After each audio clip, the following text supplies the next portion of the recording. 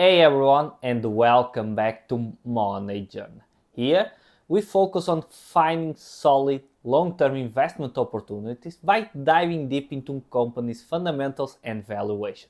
Today we are looking at a giant in the healthcare space, UnitedHealthcare, ticker UNH. This stock is usually known for its steady growth and outperformance, but it's down over 10% year to date and took a massive 24% hit just this past week after reporting earnings. Suddenly, this blue chip name is looking historically cheap, possibly trading at a forward P below 14. So, the big question is this a temporary blip creating a fantastic buying opportunity for long-term investors like us, or are there deeper problems? In this video, we'll break down UNH business, its competitive strengths, exactly why the stock tanked, and look at the fundamentals and valuation to see if UNH stock is truly undervalued right now. Let's get into it. First, what does UnitedHealth Group do? It's more than just insurance. They have two main parts: UnitedHealthcare, the insurance side covering millions, and Optum, the rapidly growing health service arm. Optum provides pharmacy benefits, runs clinics, employs doctors, and uses data analytics. It's a huge competitive advantage, integrating different parts of healthcare and boosting margins. Their scale, diversification through Optum, and history of solid execution are major strengths. But why the 22 plunge just after one day after this latest earnings? It boils down to unexpected pain in their Medicare Advantage business. Medical costs for these plans surged much higher than anticipated in the first quarter. This forced UNH to cut its profit forecast for the entire year of 2025, which spooked investors big time. The CEO even called the performance unusual and unacceptable. So the drop reflects real concerns about rising costs and profitability in a key growth area. Let's look into the fundamentals of UNH. A market cap of $450 billion, PE of 90, forward PE under 14, price to free cash flow of 16.7. Looking into history, United Health usually has a P of 2022, and looking at the forward P under 14, it looks very attractive. But this doesn't mean this company is undervalued. They have been growing revenues around 10 to 11%. They have operating margins last year of 8% and net margins of 5%. If you look at the average, when I look to free cash flow in the last 6 years, average free cash flow has been around 7%, their margin, free cash flow margin. So last year was a down year in terms of margin. So we are seeing pressure in insurance margins, and that's why the stock is down after this latest report, because for the calendar year of 2025 they are expecting lower margins, so lower profit. But we have to evaluate that it's just a temporary blip. It's just this year 2026 their margin can recover to around 7%, which is the average for the last few years. That's a big question.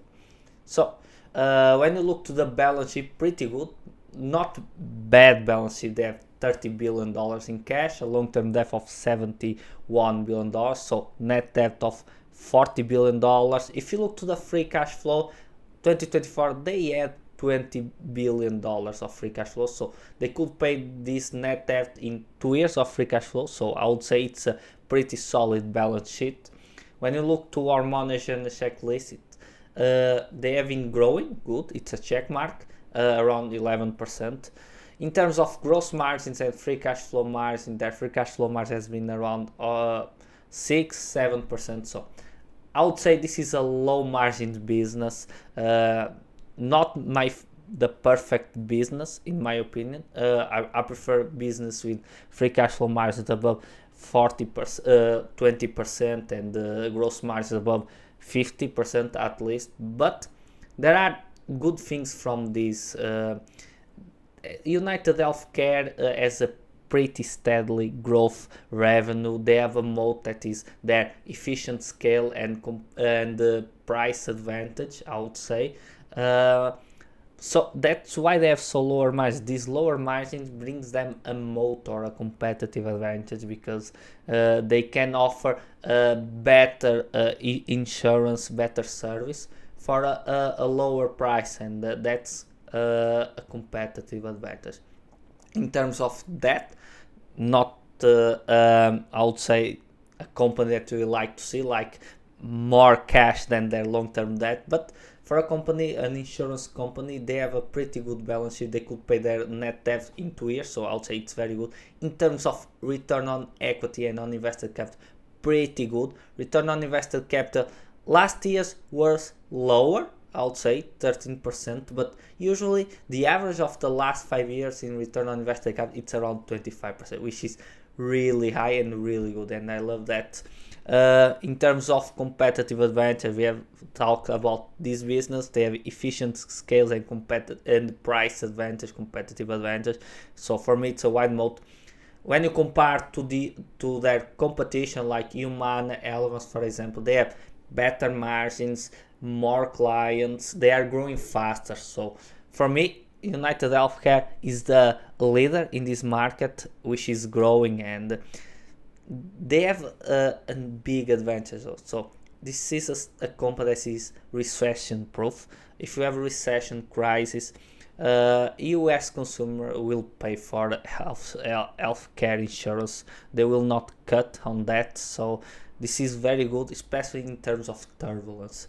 And if you think like tariffs, there are a lot of uncertainty, this might be a company that you want to look into it. They've been free cash flow positive last year. Free cash flow margins were down, but even with that, they have 5% margins, $20.7 billion of free cash flow. It's not the best year, but pretty good. Even in bad years, they are printing a lot of money, and they are returning capital to the shareholders. They pay a dividend of around almost 2%. They have been buying back around 1% per year of the company, which is pretty good. In terms of fundamentals, I really like this company. Not a high margin business, but it's an insurance, low margin, but with that comes a lot of advantage, and they are leaders in the market. When you look to, for example, this revenue graph, it's every year they grow their revenues. It's like very certain. Even in recession crisis, they continue to grow, because US consumer will not cut in their healthcare insurance. They have to have their insurance. They will have problems. I hope not, of course, but in the US they have to pay for insurance. So this is a very recession-proof stock, and I love it. When you look to other indicators, gross margins looking steadily around 8%, between 8 and 9. Shares outstanding going down slowly, not a lot of buybacks, but this is a stock that has been always, it doesn't look cheap. Probably this is the time where, in terms of forward P, for example, the company looks cheaper, but usually they are trading always at a P of over 20. Returns on equity down last year because profits were down, but besides that, in normal years, their returns on equity and return on invested capital is above 25% around that, which is very good. When you look to free cash flow per share, growing very steadily. Last year was a down year, but if you assume 7% margins, next year, this year, 2025, they will expect lower than latest estimation that was around 29. Right now they are expect 26, which will be growth when you compare to 2024, but still down from 2023. If next year they recover margins, it will be a big up here, and in the long term will be a graph that is going up, and it's very important that free cash flow per share continues to grow. But we have talked about that, but is this company really undervalued? Let's look into it. First, discount rate. For me, US company, very safe company. UnitedHealth is not a company that will have to expect, or you want to expect 15 or 20% returns per year. It's very difficult because this is a very defensive company. For me, I'm happy to invest in a UnitedHealthcare to have returns of 8, 9 or 10% because this is a very safe asset. So for me, with this, I want a discount rate for my base case around 10%. 10% for me has some margins of safety, and I'm very happy to hold a company like UnitedHealthcare to have 10% return. So with that, for my base case, growth. They have been expecting to grow 13% this year, and for next year 8%. They've been growing around 10%, so I will be conservative for the next 10 years. I'm expecting them to grow between 7 to 6%. Free cash flow margins of 7%, it's the average, even though they are facing a lot of pressure in their margins. But I do really believe they can have 7% margin in my base case. They have the Optum division, which has higher margins and is growing faster. So that's the reason why UnitedHealthcare has bigger margin, better margin than their competition, Elevance and Humana, for example. In terms of P, in the 10 years from now, I will assume 18. This is a company, it's not a high margin business, but there are plenty of good reasons to invest. So they deserve a premium. They have better margin than their competition. They are leaders in the market. They are growing faster. It is insurance. It is something that the consumer will not cut. So they are very steadily growing. So 18, it's a premium in my opinion because of their margins. But if you assume 20, I'll be okay with that. That I will try to be conservative in this area since I'm using a lower discount rate. With these assumptions, of course, I'll do a bull case and a bear scenario, and I came with an intrinsic value of $551. Right now, the stock is trading at 450, and it looks like a margin of safety of around 20%. So, for a leader in the market, well-run business that has a long track record of beating the S&P 500, this looks like a really great opportunity. I'm not a UnitedHealth shareholder, but I'm gonna get very interested at this price. So I will have to go deep into that and evaluate it more. But at first glance, it looks like a very good opportunity right now. And so, wrapping up our look at UNH, we have seen it's a dominant play in healthcare with strong competitive advantage, particularly its integrated Optimum division and a long-term history of rewarding shareholders. However, the recent massive stock drop was driven by genuine concerns, unexpectedly high medical costs in Medicare Advantage, and a significant cut to their 2025 profit outlook. This has brought the stock valuation down significantly, making that forward P look attractive compared to its history. The key takeaway? You have a high quality company facing significantly but potentially temporary headwinds, now trading at a much lower price. Is this the market overreacting, offering a great entry point for the long term? Or are these cost pressures a sign of bigger industry issues? What do you think? Is UNH a buy after this drop?